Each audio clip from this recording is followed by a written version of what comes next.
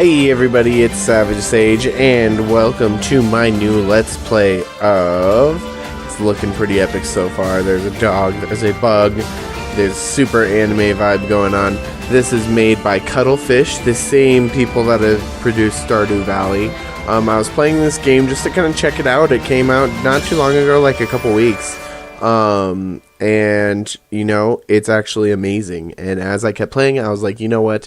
I'm gonna play this on my channel, absolutely.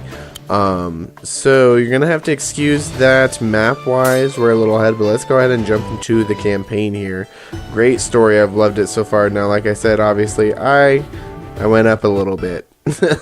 And as you can tell, I did purchase the PC version, which I think it's on PS4 as well, but definitely check it out if you have not. But let's go ahead and get started with the story. Luckily we can just go right back here to the beginning and do this, which thank goodness, because I definitely want to show this off for you. One rainy night at Cherrystone Castle. Yeah, I could see that. Yeah, it sounded like thunder, man. It's just thunder, see? But he's gonna go patrol the thunder room. He's not scared at all. He's fine. Pansies. I mean, thunder can be scary sometimes. Oh, and who is this? Sigrid. Cowards jumping at shadows and dropping their guard. Clearly a badass, you can tell by the good music. And anybody that has those eyelashes that are only facing down like that, like she has, you know they're just a badass. So it looks like she is going to go kill the king. But, yeah, so this is pretty much how it works. It's like a combo between, it's a strategy RPG, a combo between Fire Emblem and Advance Wars, it kind of seems, with obviously the Stardew Valley type of humor and theme. Seems super good so far. More related to Advance Wars, which I haven't personally played Advance Wars. It's time to tell his daughter the truth. I wonder what he's talking about. It's probably nothing important. And as you can tell, Sigrid she's just a badass. There's nothing that can stop her at this point. And I guess the king is our opponent here, turn 2. Well, he doesn't even know that we're here. Mercia. Wonder who that is. Must be his daughter that he has to tell something to, but wonder what he's gotta tell her. But Sigrid's coming. She says this is laughably easy. That is not a good sign. I love the animations of this game. I love how that it took the kind of classic Fire Emblem animations, but it just really perfected them, the way that she crosses over to the screen. They just did a lot of good things with this game, even though it's 16-bit. They really perfected every little part of it, and used a lot of things so far in this way that I haven't seen personally before. Now these might be features that are in Advance Wars or something that I'm just not aware of, but for me as an avid Fire Emblem player, there's some features in this that I'm like, oh my gosh, I mean, that only makes sense, but they're really good. Like, for example, if units are sitting on top of mountains, they see farther. I mean, stuff like that only makes sense. But yeah, so we can look at the overview here. Our objective is to assassinate the king. You can also look at their commanders. We've got Sigrid and Merciful, obviously. Merciful has 43 units, but they are scattered throughout the castle, and we have this direct path straight to his room. So we're just gonna go do that. And she just says, just time to defeat them. They're trash. That's right, Sigrid. Don't let them tell you anything. Just float on over there. She doesn't even, she's too cool to use the floor. She just floats everywhere. Oh, a little bluebird. He must be referring to Mercy again. And look at this guard. He thinks he stands a chance. No. Idiot. She just uses a dark magic on you and you're done. Turn 6. And yeah, actually some of the battles in this later that I've gotten to are pretty dang hard. Like, they are not messing around here. Very long story about something that happened a very long time ago. I wonder what he could be talking about. And this guard thinks that he can defend the king as well, but he's mistaken. Clearly. Bye. And let's move up to the king. At last. What? How did you? I just killed all your guards. Yes. Oof. Knocked him out. Well, down, I guess. Humans are so frail. So what are you? A war? Oh, she doesn't seem to care about things such as war. Safe. The key. I wonder where that key could be. Listen. Nothing is safe from Sigrid. I think you are making a mistake here, Sigrid. You can't just go kill a king. Who's gonna rule? Oh my god. And she just took his life. Well, it seems like Sigrid's the type of person that it's maybe a good thing that she doesn't have this key. I don't know what it is or what it does, but she probably shouldn't have it. Especially if the king was trying to hide it from her. But Sigrid did defeat him. What's going on here? Emmerich, the princess. Hopefully not the same. Oh, Mercia. I love Caesar. He's so cute. Uh-oh, Mercia. Your dad had something to tell you. I don't know what it was, though. What? That's right, the king has been killed. And Mercia just falls to the ground. Look, even Caesar is crying over here. So I guess you gotta take control now, Mercia. Who could have done it? A vampire, huh? Is that what Sigrid is, a vampire? The Felheim Legion. The murder of your father is an act of war. War? We're at war? That's right. Wartime! It's not a happy thing. Alright, let's move on to the next level here. Act 1, Mission 1. An unsure Mercia faces her first test as Monarch of Cherrystone. Oh, look, and she's got her crown on. She's all cute. Caesar's there. Emmerich's chilling. Thank you so much. I mean, it's sad that her dad just died, but she is queen now, and so all we can do is move forward. Seems like they left us alone for a couple months for us to get prepared for these ceremonies and kind of mourn the king's death, but Felheim scouts have breached the border right now. They're here in Cherrystone. Let's go. Yep. Of course we can do this. Oh, and her crown fell right off. Sad. Oh, that's okay. Her guard is going to pick it up for her. And he's like, hey, your majesty, your crown. You're going to need that if you're going to be queen. What if somebody else just takes that and pretends to be you? I mean, I guess they couldn't mimic the scar or anything. These skeletal warriors are Felheim troops. Yep, so depending on what region you are from, the different troops look different. What a shock. We have the Cherryheim, and this is pretty much how it works, is you just click them and drag to where you want and attack. And one thing that they're going to explain, and I'll just be skipping over most of the tutorials and talk about it to you myself, but units that have a lot of more HP are going to hit harder, obviously, because like we had 4 and you just saw that we killed 2 of his guys and he has lower HP. You can tell by his health bar here. So very well. You want to try to keep their HP up as much as possible, because obviously the more units that you have in there, the more they're hitting.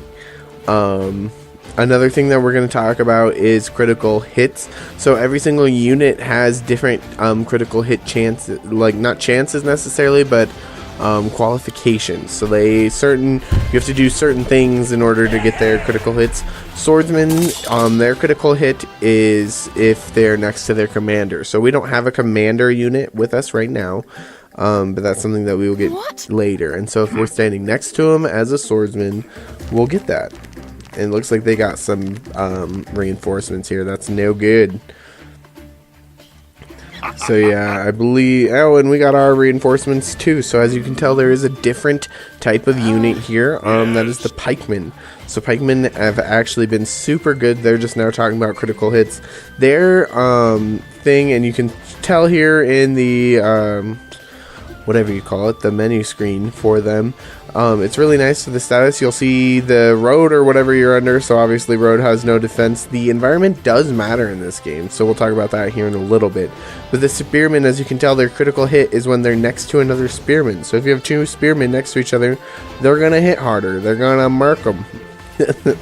So yeah, that's important to know. But like I was saying, it's important. The environment is important. So if you're standing on mountains, you're going to get +4 defense. If you're standing in the forest, you're going to get +3 defense.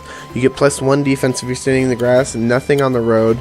So it's important to just kind of watch out for where they're at and make sure that you're taking advantage of both the critical hits that you can use on enemies, but also the environment that we're controlling. So here's a good example. Now that we're standing next to this other pikeman, we can do 120 damage, where before we probably would have done something closer to like 80% of his damage. Yep, and we can look, that arrow is flashing. That means that we're getting a critical hit there. Sorry, my ear itched really bad and I just had to take care of that real quick. But yeah, when that's flashing, that's showing that you are getting that critical hit from whatever, prerequisites that they have. So that's really important to just take advantage of if you can. And yep, they're just re-explaining that when two pikemen stand next to each other, they're going to do more damage. So that is actually a strategy that you will find yourself using often. So with this guy, I'm going to use the swordsman with more HP. He will be doing 60% of this guy's damage, and then so hopefully his counterattack will not hit as hard. So every single unit, when you attack them, they do counterattack. It's not like a chance or anything like I've seen in other games. This game, they automatically do it. So you have to take that into account. If you're not automatically going to kill that unit like we just did there, they are going to hit you back. And so take that into your strategy accounting. But now they just have a single spearman. He has no chance of getting a critical hit because he has no friends. How sad. Oof. But he did take out quite a bit of our spearmen. So what I'm going to do here is move the weak one over and then have the more HP one come up here, do 90% flashing damage because he's taking a critical hit. And there we go. Sorry about my throat. Jeez, something is just stuck in there. And that's the last of them. Queen Mercia did it. No, they won't. Especially if they're attacking us and they assassinated the king. They're obviously pretty bold. A whole horde of skeletons. That sounds disgusting. Yeah, I mean, who does have experience with the undead? Especially if it's been so peaceful here. I'm not used to skeletons running around. Are you crazy? And they're not gonna stop. You're right. An undead army. Valder, huh? A living man and a necromancer. Disgusting. Of great power. If he's their leader and that's why there's all these undead, we are going to need to be careful. That's obviously something that we can't necessarily mess with. And you do think that he will come to Cherrystone? Well, we need to be prepared. We gotta get our ducks in a row, our shit together. Oh, look at this sweet little guy. He's like, Your Majesty, you need your crown. Hello. Still chasing us. What a good soldier. Nice, and we got an S rank there. I guess we got time for one more. Act 1, Mission 2. A Felheim invasion begins in earnest. Oh, God. Those skeletons are chasing those villagers. There we go. Get them, guys. Get them. Oh, and cool. And we'll be chasing right after them. They're everywhere. Even in our own kingdom, there's nasty skeletons. We're going to have to kill them all. Who is that? Oh, you just come up and start screaming? Who are you? Smash, bash, and pulverize you. Ragna, huh? Why are you screaming? Alright. Oh, okay. So yeah, Ragna is a reoccurring character that you'll see. She is with the Felheim Legion, and she likes screaming. She's kind of our rival in some aspects. And as you can see, we have... Oh, they did capture a village to the west. So villages are important. We are red as we are playing as Cherrystone currently. The more villages you have, the more money you get each turn. So each village you're going to be getting 100 coins from them. So you want to be capturing those, because down here in the barracks... Oh, we will move our archer there. We'll talk about the archer here in a second. But over here with the barracks, you can... That's where we'll be dispatching more units. So when we have money, we can be using those. For example, we have no dollars, but if we had dollars, that'd be cool. So we want to make sure that we are taking advantage of everything that we can. Right now we don't have anything, so we'll end our turn. But when we can get more villages, the more villages, the better. The more money you're coming in, and we can attack. So the archer's critical hit. He does a critical hit if he attacks in the same turn without having to move. Like if he doesn't have to move and he can just attack, boom, he will get the flashing critical hit damage.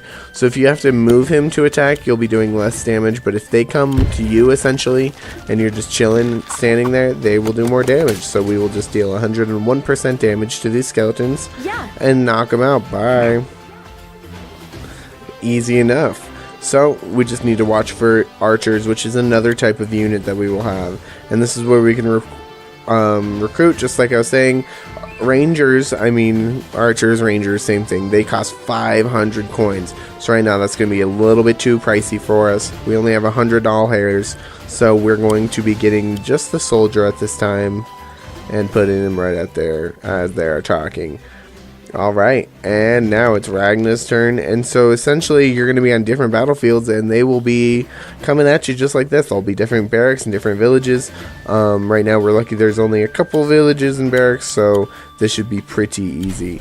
Now, whenever you have a unit like this, like swordsmen, they can just go up to an empty town and take it. Now, that town is going to be half of their HP, as you see. So that's really nice. And then obviously we'll be getting more money from those villages now. So that's always a plus. Now later we will be getting certain units like dogs and or whatchamacallit, the knights on the horses, and they will not be able to capture those villages, so that's just something that you want to keep in mind. So I'm going to put my archer in the mountains, and when he's in the mountains he's going to have +4 on his defense, so that's just important to know. She's got some more swordsmen coming out, and they did get reinforcements up there, so we're going to be wanting to send some units to the north. So I will send my pikeman up there since we just recruited him. So you need to make sure that you're paying attention. So the main objective of this was to make sure that that we destroy all of... Oh my gosh. I wanted to look at the overview and I just ended my turn. That was trash. I mean, it's not the end of the world, but that was real dumb. Alright, let's try again. Overview. Neutralize all enemy structures. So, we're just going to have to make sure that we take out their town and their barracks. Since we don't have to move right now to attack with our archer, he's going to do 101% again, and we'll just take care of him. And look at the different backgrounds and just all the attention to detail that they've done in this game. I mean, this is a top tier game. I'm enjoying myself a lot. So we'll get our pikemen to stay up here and just get ready for the oncoming reinforcements from up there. Now, the pikemen are just naturally stronger units than the swordsmen. The swordsmen are the weakest unit. The only time that they can really be useful is when they're next to a commander, which we still don't have any commander units at this time, but we'll start getting them soon. So we'll just use these archers. As you can see, they're only doing 75% damage because I had to use them to move. But I'm going to take advantage of that, have them hit them, and then have the swordsman come up. And now our ranger is going to be in a better position moving forward. So we'll just keep care of that. We'll let them come to us with the pikemen, and I will just get another pikeman down here. Depending on how the battle goes, I might send him to the north, or I might send him to the west with our swordsman and ranger. It just depends on how the battle shakes out. So as you can see, they're only doing about 60% of our damage, and we're doing about the same to them. These swordsmen are weaker units. That's just how it is. Let's take out this skeleton. We're going to do our critical hit, 72% of his damage, and bye. So yeah, I definitely think we'll send the pikeman to the west. Up north is doing fine. We're going to want to... I guess we can have you attack the village. So now that his village... So villages are going to regain HP. I believe it's 10% every turn. So if you leave them be, even though they only start with half of the person who recruited them's HP, they will regain that over time, and that'll be nice. Now later, we'll actually be able to pay money to stand next to the villages and get reinforced by them, and by reinforced I just mean like heal. So it'll drain HP from the town into your unit, so that's really nice. It's something that we'll have to pay attention to. Oh, he's attacking our town. Now, it's not like our towns are completely defenseless. They will strike back, but it's ideal that they don't hit them, obviously. Stupid swordsman, I won't move and I'll just murk you right here. Boom, critical hit. That's what you get. Ragnar's face all down there is all shocked, like, oh my god, I can't believe you did that. And I'll be like, I can believe it, Ragnar. I can believe it. Alright, let's just take this guy out. How dare you defile my town like that?